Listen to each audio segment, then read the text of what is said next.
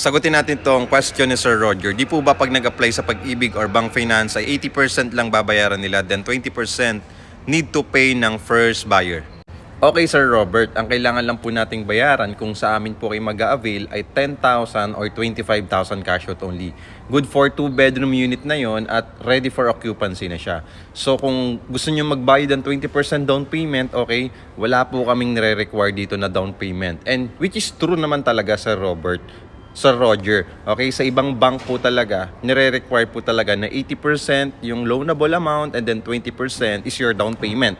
Same sa other developer, ganyan na ganyan po. Pero sa amin, dito sa developer po namin, all you need to pay is reservation fee.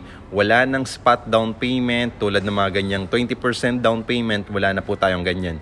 All you need to pay is 10,000 pesos reservation fee kung through Pag-ibig at 25,000 pesos reservation fee kung bank financing. So just follow me, message me kung interested po kayo. So ang maganda po nito, Sir Roger, no? Lifetime ownership na to, no hidden charges pa, and kami pang bahala mag-process ng loan mo sa Pag-ibig or bank financing. At wala kaming hihingin na hidden charges or extra fees. So just follow me and message me para masendan ko po kayo ng